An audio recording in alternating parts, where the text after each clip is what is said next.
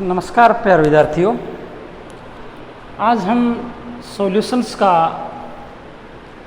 Part 10 करेंगे। इससे पहले वाले लेक्चर्स के अंदर हमने कोलिगेटिव प्रॉपर्टीज़ का जिक्र कर लिया था। चारों कोलिगेटिव प्रॉपर्टी पढ़ ली थी और उन कोलिगेटिव प्रॉपर्टी का यूज़ करके हमने मोलिकुलर मासेज निकाले थे सॉल्यूट के। 4 कोलिगेटिव प्रॉपर्टी पढ़ी थी और उन चारों का ही यूज़ करके हमने मोलिकुलर मास निकाले थे सॉल्यूट के। तो आज हमारा टॉपिक है अबनॉर्मल मोलिकुलर मास। आज हमारा टॉपिक क्या है? Abnormal molecular mass. इस टॉपिक को स्टार्ट करने से पहले चैनल को आप लाइक करें, सब्सक्राइब करें, ताकि अब कभी भी वीडियो आपको क्या है रेगुलरली मिलती रहे। तो आज का जो हमारा टॉपिक है अबनॉर्मल मोलिकुलर मास। देखो, अबनॉर्मल मोलिकुलर मास क्या होता है? जब हम किसी भी कोलिगेटिव प्रॉपर्टी का यूज़ करके मोलिकुलर मास निकालते हैं सब्सटेंस का, उसकी वैल्यू थ्योरेटिकल वैल्यू से क्या आती है? डिफरेंट आती है। उसकी वैल्यू किससे क्या आती है? थ्योरेटिकल वैल्यू से क्या आती है? डिफरेंट आती है। तो क्या कहा जाता है? जो डिफरेंस होता है उसी को क्या बोला जाता है? अबनॉर्मल मोलिकुलर मास बोला जाता है। कौन सा मास बोला जाता है? Abnormal molecular mass. For example, जैसे हम ये एग्जाम्पल लेते हैं। जैसे हमने कोई भी एक कोलिगेटिव प्रॉपर्टी, जैसे delta T B is equal to K B cross M, ये रिलेशन होता है। फिर M is the molality. Molality की जगह हम क्या ले सकते हैं? W2 बाई M2, ये रिलेशन है। ठीक है, तो डेल्टा टी बी की स्टडी करके हम क्या निकालेंगे? M2 को यहाँ से फाइंड आउट करेंगे। मोलिकुलर मास को क्या करेंगे? हम फाइंड आउट करेंगे। ये जो रिलेशन है, कितने रिलेशन है? 4 जो रिलेशन है कोलिगेटिव प्रॉपर्टीज के। ये कब अप्लीकेबल है? जब हमारा सॉल्यूट कैसा हो? जब हमारा सॉल्यूट कैसा हो? Non volatile and non electrolyte. Non volatile and non electrolyte जब हमारा क्या होगा? सॉल्यूट होगा, तब ही ये रिलेशन क्या है? वैलिड है। तब ही क्या ये रिलेशन वैलिड है। यदि हमारा सॉल्यूट क्या नहीं है, यदि हमारा सॉल्यूट कैसा हो? इलेक्ट्रोलाइट हो, ठीक है, और वोलेटाइल हो, तब ये रिलेशन क्या है? वैलिड नहीं होते। तब ये रिलेशन, जो हमने 4 रिलेशन पढ़े हैं और इन रिलेशन का यूज़ करके हम क्या निकालते हैं? मोलिकुलर मास निकालते हैं। ये रिलेशन तभी वैलिड है जब हमारा सॉल्यूट कैसा? नॉन वोलेटाइल है, नॉन इलेक्ट्रोलाइट है। मीन क्या है? उसका ना तो क्या हो रहा है? एसोसिएशन हो रहा हो, ना क्या हो रहा हो? डिसोसिएशन हो रहा हो। यदि हमारे सॉल्यूट का एसोसिएशन और डिसोसिएशन होगा तो क्या हो जाएगा? ये रिलेशन वैलिड नहीं होंगे। क्यों नहीं होंगे? अब देखते हैं। फॉर एग्जाम्पल, जैसे हमने पोटेशियम क्लोराइड लिया है, ठीक है, पोटेशियम क्लोराइड का सॉल्यूशन लिया है, सॉल्यूट लिया है। पोटेशियम क्लोराइड एक्वस सॉल्यूशन में के अंदर क्या देगा? It will give potassium ion and chloride ion. और ये आयन सॉल्यूशन के अंदर किसकी तरह बिहेव करते हैं? पार्टिकल्स की तरह क्या करेंगे? बिहेव करेंगे। किसकी तरह बिहेव करेंगे? पार्टिकल्स की तरह बिहेव करेंगे। ठीक है, तो देखो, एक मॉलिक्यूल से कितने पार्टिकल बन गए? डबल हो गए। तो जो कोलिगेटिव प्रॉपर्टी होती है किस पे डिपेंड करती है? नंबर ऑफ पार्टिकल्स के ऊपर क्या करती है? वो डिपेंड करती है। नंबर ऑफ पार्टिकल्स के ऊपर कौन डिपेंड करता है? कोलिगेटिव प्रॉपर्टी करती है। अब सॉल्यूशन के अंदर नंबर ऑफ पार्टिकल्स क्या हो गए? चेंज हो गए। हमने एक मॉलिक्यूल लिया था, डिसोसिएट हो गए। कितने बना दिए इसने? 2 आयन बना दिए। और दोनों आयन किसकी तरह काम करेंगे? पार्टिकल की तरह काम करेंगे। तो नंबर ऑफ आयन डबल हो जाएंगे, तो कोलिगेटिव प्रॉपर्टी की वैल्यू भी क्या आएगी? डबल आएगी। और कोलिगेटिव प्रॉपर्टी की वैल्यू डबल आएगी तो मोलिकुलर मास की जो वैल्यू है वो हाफ हो जाएगी। ध्यान से देखें, ये था M2, ये रिलेशन अभी पढ़ा था हमने, delta T B is equal to K B multiply by W2 divide by M2।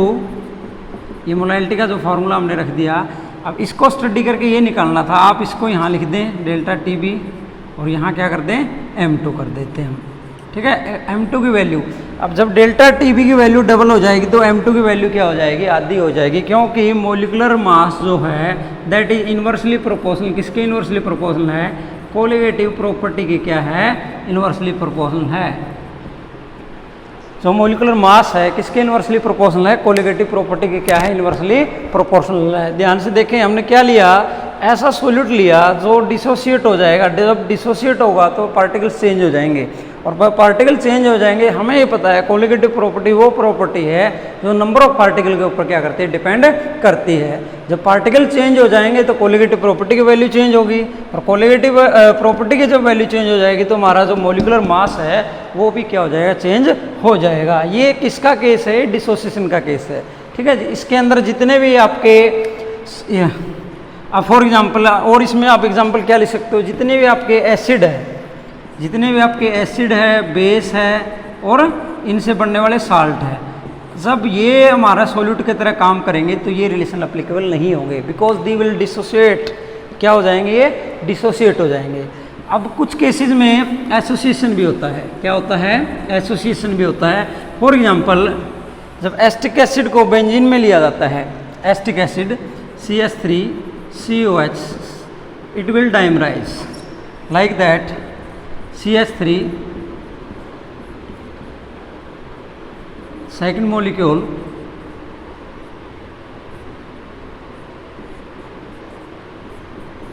ठीक है, इट विल फॉर्म हाइड्रोजन। तो ये क्या बन गया, डाइमर बन जाता है। इसको ऐसे भी लिख सकते हैं हम CH3COH ट्वाइस।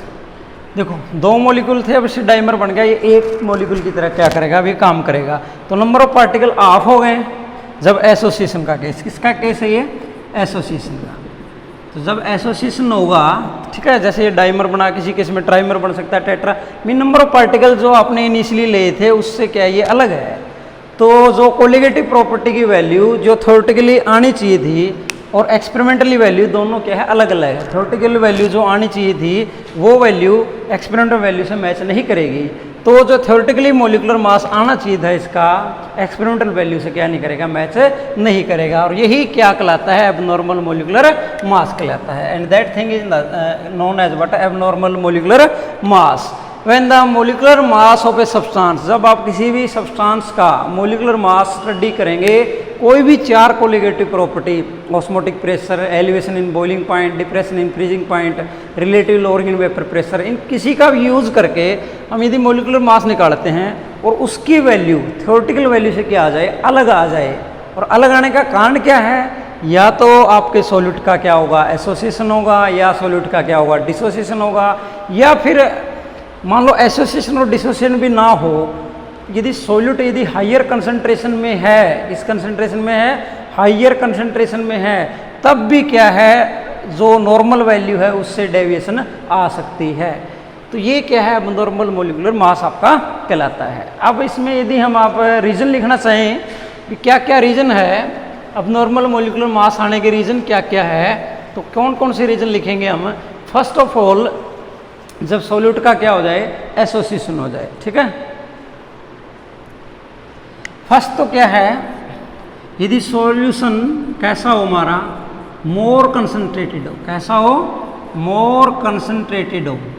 यदि सॉल्यूशन बहुत ज़्यादा कंसंट्रेटेड है तो आयंस पास में जो पार्टिकल्स क्या होंगे, क्लोज होंगे। तो उस वजह से क्या है, नंबर ऑफ पार्टिकल जो थ्योरेटिकल और एक्सपेरिमेंटल वैल्यू है उन दोनों में क्या आ जाता है, डिफरेंस आ जाता है। उस वजह से आपका मॉलिक्यूलर मास क्या आएगा, चेंज आएगा।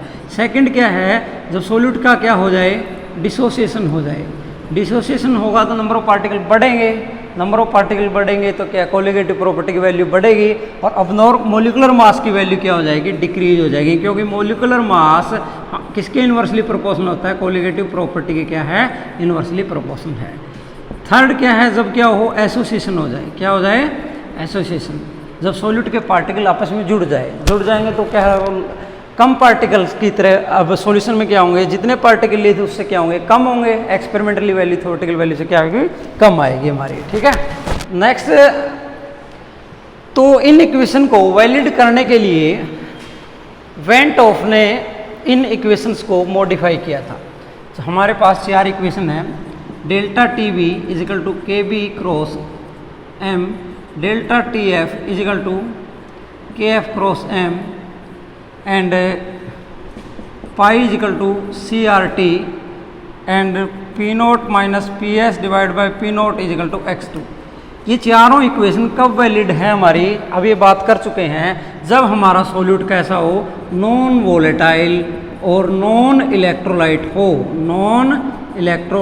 हो, तब तो ये इक्वेशन हमारी वैलिड है, नहीं तो वैलिड नहीं है। क्या हो जाता है, जब भी इलेक्ट्रोलाइट होगा तो उसका एसोसिएशन होगा या डिसोसिएशन होगा, इस वजह से क्या है इनकी वैल्यू चेंज हो जाएगी, और इनकी वैल्यू चेंज होगी तो क्या मॉलिक्यूलर मास की वैल्यू भी क्या होगी, चेंज हो जाएगी। तो इनको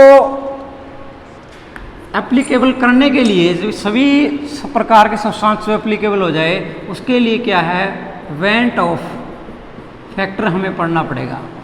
क्या है went Hoff factor? Went Hoff factor को किससे लिखते हैं हम? आई से लिखा जाता है। कैसे लिखा जाता है वेंट ऑफ फैक्टर को? हम आई से लिखते हैं। ठीक है, होता क्या है ये, जब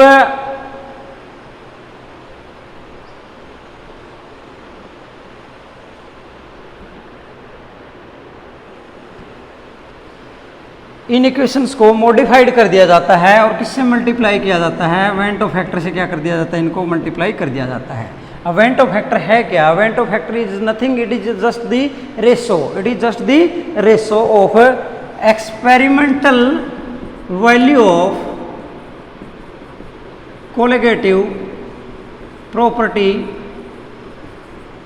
divided by theoretical value of colligative property. ठीक है, इसको ऐसे भी लिख सकते हैं experimental value of colligative property divide by theoretical value of colligative property. Experimental मतलब जो हम लैब के अंदर ऑब्जर्व करते हैं, ऑब्जर्व्ड वैल्यू, एक्सपेरिमेंट से जो value I, observed value divide by normal value. Normal value mean theoretical mean जो फॉर्मूले से वैल्यू आनी चाहिए। ठीक है, एक्सपेरिमेंटल मतलब एक्सपेरिमेंट के दौरान जो वैल्यू आई वो वैल्यू है, और इन दोनों का जो रेशो है, इन दोनों का जो रेशो है, it is nothing but it is went Hoff factor. जब इस फैक्टर से हम इन इक्वेशंस को मल्टीप्लाई कर देते हैं तो जो रिजल्ट्स है वो नॉर्मल आने स्टार्ट हो जाते हैं। नॉर्मल आने क्या हो जाते हैं? स्टार्ट होने आ जाते हैं। तो आई को हम ऐसे भी लिख सकते हैं। अब हमें ये पता है मॉलिक्यूलर मास जो है, मॉलिक्यूलर मास जो है किसके इन्वर्सली प्रोपोर्शनल होता है? कोलिगेटिव प्रॉपर्टी के इन्वर्सली प्रोपोर्शनल होता है। ठीक है, तो ऑब्जर्व्ड वैल्यू कोलिगेटिव प्रॉपर्टी, यहाँ हम आई को ऐसे लिखेंगे, आई को कैसे लिखेंगे? That is M C divide by M nought, where M C क्या है? M C is nothing, it is normal और कैलकुलेटेड मास। नॉर्मल मास या फिर आप इसको कैलकुलेटेड बोल सकते हो, और एम ओ को क्या बोलोगे? ऑब्जर्व्ड मॉलिक्यूलर मास, या अब नॉर्मल या फिर ऑब्जर्व्ड, या फिर अब नॉर्मल बोल दें या फिर ऑब्जर्व्ड बोल दें, एक ही बात है। क्योंकि ऑब्जर्व्ड वैल्यू इसके इन्वर्सली प्रोपोर्शनल कौन है? कोलिगेटिव मॉलिक्यूलर मास है, तो वो नीचे आएगा, ये इस वाला का नीचे ऊपर हो जाएगा। वो फिर देखो यहाँ पे हम लिखेंगे ना, देखो ऑब्जर्व्ड वैल्यू है, ये इन्वर्सली प्रोपोर्शनल है किसके? मॉलिक्यूलर मास के, तो ये यहाँ पे एम ओ नीचे आ जाएगा और ये ऊपर चला जाएगा एम सी। तो ये रिलेशन है, हम I equal to M C into M naught. यदि इस फैक्टर से हम यदि मल्टीप्लाई कर देते हैं इन इक्वेशन को तो ये इक्वेशन वैलिड हो जाती है। ध्यान दें, आई की वैल्यू देखो NaCl है, it will dissociate like Na positive and Cl negative. तो इसके लिए आई की वैल्यू कितनी होगी? 2। मीन जब सोडियम क्लोराइड हमारा सोल्यूट होगा तो यहाँ किससे मल्टीप्लाई कर देंगे हम? 2 से। कोई भी यदि कोलिगेटिव प्रॉपर्टी का आप स्टडी कर रहे हो तो वहाँ किससे मल्टीप्लाई कर देंगे? 2 से मल्टीप्लाई कर देंगे, तो रिजल्ट्स क्या आ जाएंगे हमारे? नॉर्मल रिजल्ट आने से क्या हो जाएंगे? स्टार्ट हो जाएंगे। इसी प्रकार यदि वेंट ऑफ फैक्टर हमें निकालना हो किसी और के लिए, वेंट ऑफ फैक्टर की वैल्यू निकालनी हो, जैसे Al2SO4 thrice, it will give 2La3 positive and 3SO4 2 negative. तो 2 और 3, आई की वैल्यू कितनी हो जाती है? 5 हो जाती है। ठीक है, इस फैक्टर से यहाँ पहले ही मल्टीप्लाई कर दिया जाता है। इस वजह से जो रिजल्ट्स आते हैं, देखो नॉर्मली NaCl है तो यहाँ मान लो कोई वैल्यू नहीं रखी थी हमने पहले। ठीक है, ये थ्योरेटिकल वैल्यू आएगी हमारी। एक्सपेरिमेंटली देखो आई की वैल्यू यहाँ किससे मल्टीप्लाई करते हैं? 2 से, तो कोलिगेटिव प्रॉपर्टी की वैल्यू डबल आएगी और मॉलिक्यूलर मास क्या हो जाएगा? अब नॉर्मल आना स्टार्ट हो जाता है। इस प्रकार यदि आई से मल्टीप्लाई कर देते हैं तो ये इक्वेशन सभी के ऊपर क्या हो जाती है? वैलिड हो जाती है। ठीक है, और वेंट ऑफ फैक्टर का यूज करके हम कितना एसोसिएशन हुआ है और कितना डिसोसिएशन हुआ है ये भी क्या कर सकते हैं? कैलकुलेट कर सकते हैं। Extent of association and extent of dissociation can also be find out. तो वेंट ऑफ फैक्टर क्या है? एक बार फिर हम रिव्यू करते हैं। वेंट ऑफ फैक्टर एक आई है जो एक रेशो है, एक्सपेरिमेंटल वैल्यू, कोलिगेटिव प्रॉपर्टी और थ्योरेटिकल वैल्यू। इन दोनों की जो रेशियो आएगी वो आई है, ठीक है। अब एक्सपेरिमेंटल वैल्यू को क्या बोलते हैं, ऑब्जर्व्ड वैल्यू, और ये नॉर्मल वैल्यू, ठीक है। और हमें पता है मोलिकुलर मास जो होता है इन्वर्सली प्रोपोर्शनल होता है, तो ऑब्जर्व्ड मास कहाँ आएगा आपका, नीचे आएगा। नॉर्मल वैल्यू तो वो मास कहाँ आ जाएगा, ऊपर आ जाएगा। I is equal to mc/m0, mc/m0, ठीक है। यदि फॉर एग्जांपल एस्टिक एसिड को यदि हम बेंजीन में लेते हैं तो उसका जो मोलिकुलर मास है 120 आता है। एस्टिक एसिड है CH3COH, बेंजीन के अंदर, किसके अंदर, बेंजीन के अंदर इसका मोलिकुलर मास 120 आता है। और वैसे इसका मास कितना है, 12 + 3 + 12 16 + 16 + 1, that comes out to be 16। तो I की वैल्यू mc/m0, नॉर्मल वैल्यू कितनी है, 60 है, और ये कितना है 120, दैट विल गिव 1/2। इस प्रकार हम I की वैल्यू क्या है फाइंड आउट कर सकते हैं, ठीक है। कितना एक्सटेंट, कितना एसोसिएशन हुआ है, कितना डिसोसिएशन हुआ है, ये भी हम क्या कर सकते हैं, फाइंड आउट कर सकते हैं, ठीक है। Degree of dissociation and degree of association we will find out by using van't Hoff factor का यूज करके हम इसको फाइंड आउट कर सकते हैं। सबसे पहले देखते हैं degree of dissociation. Degree of dissociation इसको किससे रिप्रेजेंट करते हैं, अल्फा से क्या करते हैं, रिप्रेजेंट करते हैं। Degree of dissociation alpha is nothing but it will give the ratio of number of moles dissociated. Degree जो है अल्फा से इसको क्या करेंगे, रिप्रेजेंट करेंगे। अल्फा को कैसे लिखेंगे, number of moles dissociated divide by total number of moles. ये जो रेशो है ये किसको रिप्रेजेंट करता है, it will total number of moles taken.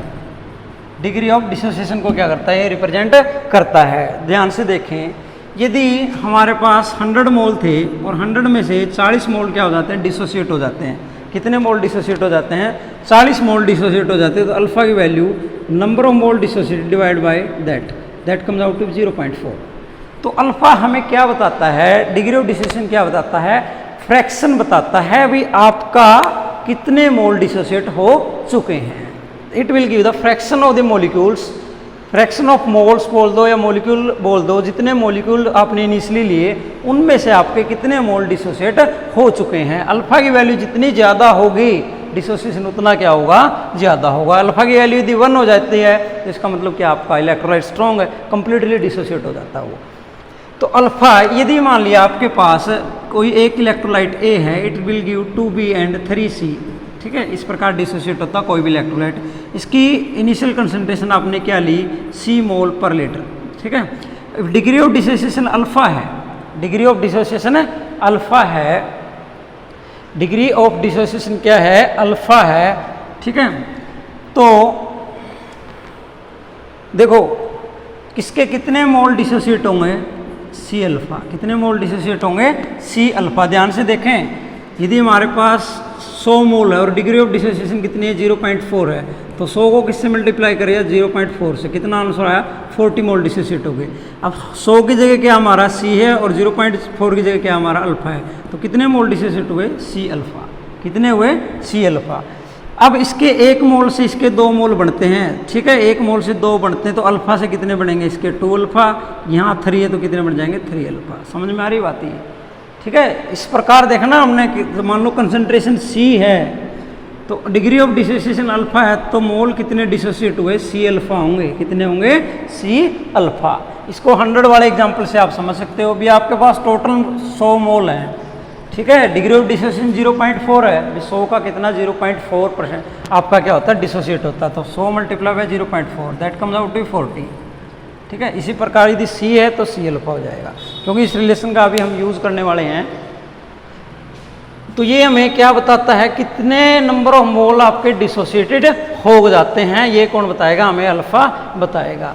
अब मान लिया हमारे पास कोई एक इलेक्ट्रोलाइट A है, ठीक है, generally it will dissociate like N1B, N2C, N3D, इस प्रकार क्या होता है, डिसोसिएट होता है।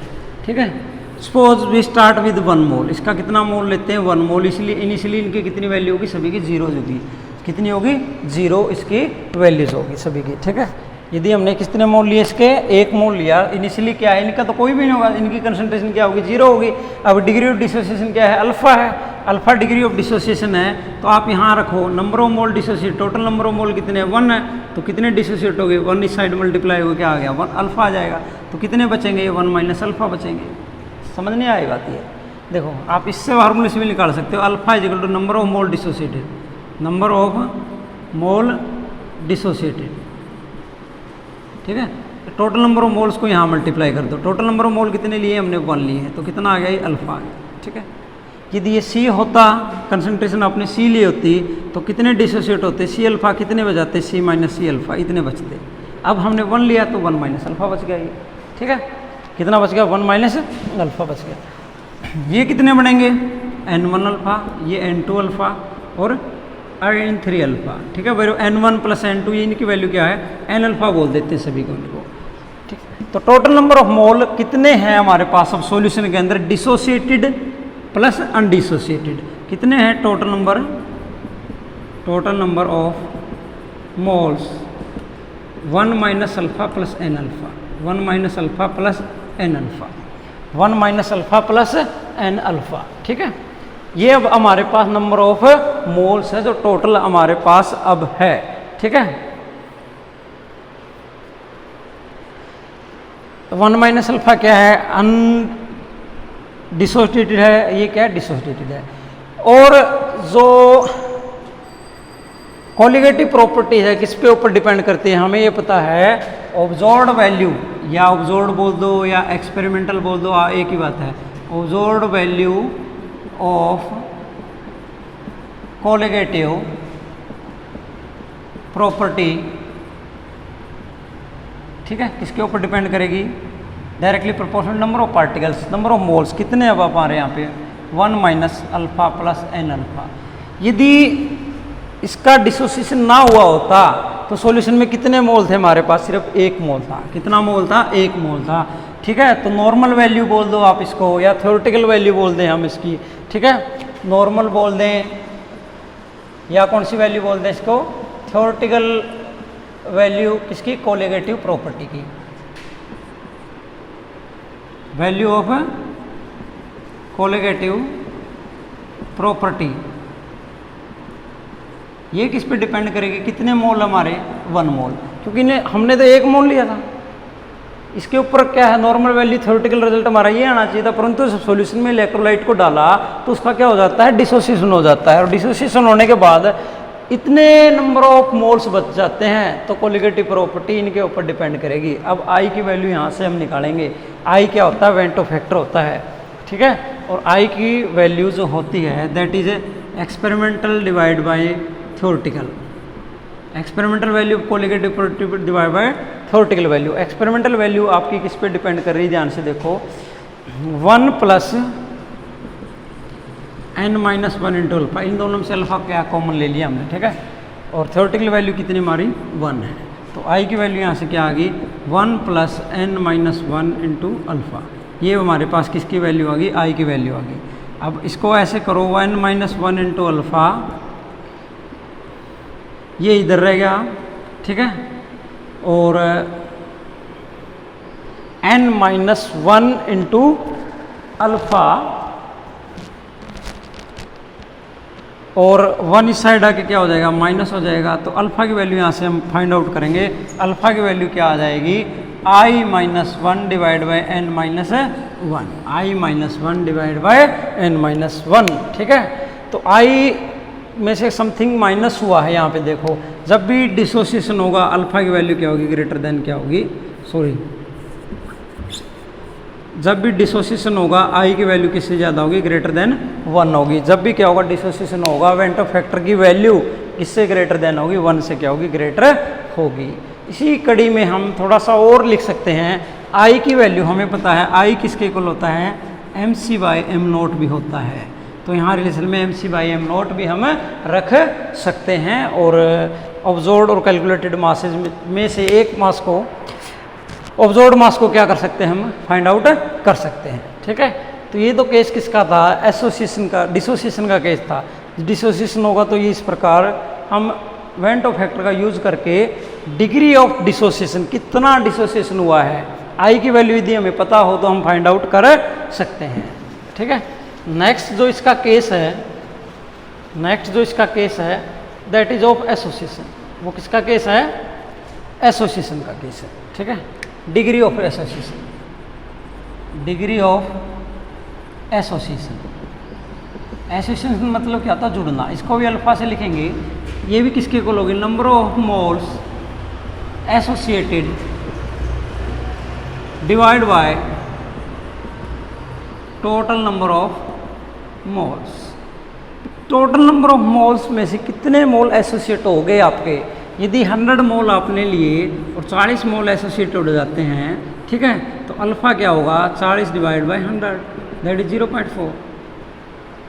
समझ में आई बात है। इस प्रकार अब जर्नलाइज करते हैं इसको भी, इसको भी हम क्या करेंगे, जर्नलाइज करेंगे। यदि हमारे पास मान लिया n मोल है किसी भी इलेक्ट्रोलाइट के और वो एसोसिएट इस प्रकार होते हैं, ठीक है, an, जिस प्रकार CH3COH अभी क्या बनाया था इसने, डाइमर बनाया था इस प्रकार। तो ये हमने कोई जनरली एक इलेक्ट्रोलाइट लिया, इस प्रकार क्या होता है, ये एसोसिएट होता है। क्या होता है, कोई सब्सटेंस है और इस प्रकार क्या होता है, एसोसिएट होता है। और डिग्री ऑफ डिसोसिएशन क्या मान लिया हमने, अल्फा। डिग्री ऑफ एसोसिएशन क्या है, अल्फा। ठीक है, स्टार्टिंग में 1 मोल है तो इसके कितने मोल होंगे, 0 होंगे। यहाँ 1 है तो कितने बच जाएंगे, 1 माइनस अल्फा बचेंगे। अभी बताया था आपको 1 मोल है तो नंबर ऑफ मोल एसोसिएटेड, यहाँ 1 रखो तो कितने बच जाएंगे, 1 माइनस अल्फा। और ये कितने बनेंगे, n बाई अल्फा। कितने बनेंगे, n बाय अल्फा। कितने बनेंगे, सॉरी,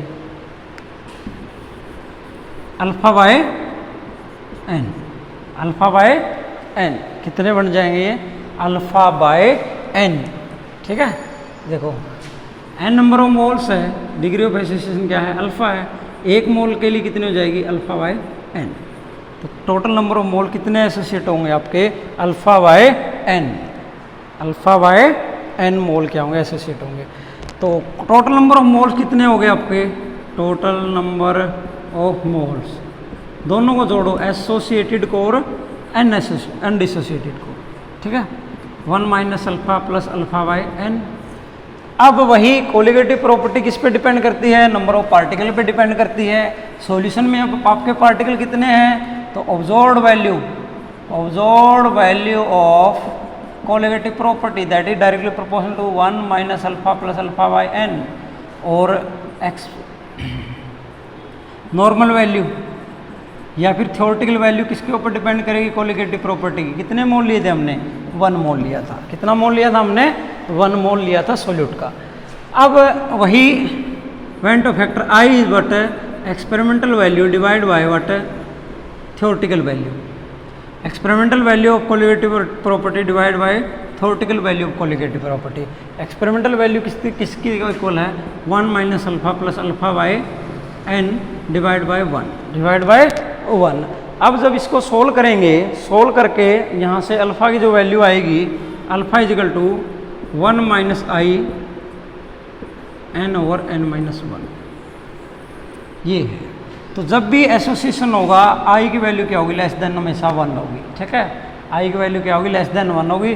और डिसोसिएशन होगा तो आई की वैल्यू हमेशा ग्रेटर देन 1 होती है। और आई को कैलकुलेट कैसे करना है ये हम बात कर चुके हैं पहले ही, किसी भी इलेक्ट्रोलाइट के लिए। तो ये नॉर्मल से है, डिग्री ऑफ एसोसिएशन और डिसोसिएशन को इस प्रकार हम क्या कर सकते हैं, फाइंड आउट कर सकते हैं। जैसे अब आपके पास 2 सॉल्यूशन हैं, 0.1 molar solution of MgCl2 and 0.1 molar solution of urea and 0.1 molar solution of KCl। 3 आपके पास सॉल्यूशन है। आपको ये बताना है इनमें से सबसे ज़्यादा बॉइलिंग पॉइंट किसका है, मीन एलिवेशन किसके अंदर ज़्यादा हुई है। तो उसके लिए हम आई की वैल्यू देखेंगे और कंसंट्रेशन। कंसंट्रेशन तो सभी की सेम है, ये कोई इश्यू नहीं है। अब इनके ऊपर ध्यान देखते हैं। आई की वैल्यू इसके लिए कितनी है? आई की वैल्यू mg और Cl2 कितना हो गया 3, ठीक है। यहाँ पे आई की वैल्यू कितनी होगी 1, क्योंकि ये क्या है यूरिया। यूरिया इज बट का ना एसोसिएशन होगा नॉन वोलेटाइल नॉन इलेक्ट्रोलाइट। यहाँ के आई की वैल्यू कितनी होगी 2 हो जाएगी। देखो 0.1 मल्टीप्लाई बाय 3, तो आई की वैल्यू जिसके लिए ज़्यादा होगी उसी में एलिवेशन क्या होगी, इसके लिए नंबर ऑफ पार्टिकल सबसे ज़्यादा होंगे, कोलिगेटिव प्रॉपर्टी की वैल्यू ज़्यादा होगी। तो MgCl2 के लिए क्या है बॉइलिंग पॉइंट सबसे क्या होगा ज़्यादा होगा। फिर दूसरे नंबर पे KCl और तीसरे नंबर पे क्या होगा आपका यूरिया होगा, ठीक है। और यही question depression in freezing point सबसे मैक्सिमम किस में होगी, वो भी इसी में होगी। और यदि इस प्रकार पूछ लिया जाए सबसे ज़्यादा ऑस्मोटिक प्रेशर किसका, वो भी इसी का होगा, क्योंकि colligative property number of particle के ऊपर क्या करती है डिपेंड करती है, और नंबर ऑफ पार्टिकल क्या है इसके सबसे ज़्यादा है। हाँ, एक क्वेश्चन पूछ लिया जाए इनमें सबसे ज़्यादा फ्रीजिंग पॉइंट किसका होगा, फ्रीजिंग पॉइंट सबसे ज़्यादा किसका होगा, मीन डिप्रेशन तो इसमें होगी तो सबसे कम इसका होगा, तो सबसे ज़्यादा किसका होगा, यूरिया का होगा। इस प्रकार के क्वेश्चंस है जो बार बार एग्जाम्स में पूछ लिए जाते हैं और लगातार पूछे भी जा रहे हैं। एक क्वेश्चन और है इस प्रकार, यदि आपके पास सॉल्यूशन है 0.01 मोलर KCl, 0.001 मोलर KCl, इन दोनों में से आई की वैल्यू ज़्यादा किस में होगी, तो देखो आई की वैल्यू ज़्यादा किस में होगी, ठीक है। तो आई की वैल्यू, आई जितना डाइल्यूशन करोगे एक्सटेंट ऑफ डिसोसिएशन उतना ही बढ़ेगा। तो कंसंट्रेशन 0.01, यहाँ 0.01 कम कंसंट्रेशन है, मीन डाइल्यूशन ज़्यादा है, तो यहाँ पे आई की वैल्यू क्या होगी आपकी मोर होगी, क्या होगी मोर ज़्यादा होगी। अगला जो टाइप का आप क्वेश्चन पढ़ सकते हो, अगले टाइप का जो क्वेश्चन है इसमें जिस प्रकार 1 molar urea, 1 molar glucose and 1 molar NaCl, ठीक है। इनके लिए 1 मोलर क्या आपका NaCl, ठीक है। Depression in freezing point, depression in freezing point सबसे ज़्यादा किस में होगी, या एलिवेशन इन बॉइलिंग पॉइंट सबसे ज़्यादा किस में होगी। देखो यूरिया है, ग्लूकोज है, नॉन वोलेटाइल नॉन इलेक्ट्रोलाइट, इसमें आई की वैल्यू कितनी हो जाएगी 2 हो जाएगी। तो इसके इसमें क्या होगी एलिवेशन सबसे ज़्यादा होगी। आई की वैल्यू देखो कितने आयन देगा ये Na पॉजिटिव Cl नेगेटिव, 1 + 1 कितना हो गया 2 हो गया। ये इस प्रकार निकालने आई की वैल्यू, और ज़्यादा इसके अंदर कुछ नहीं है, ठीक है।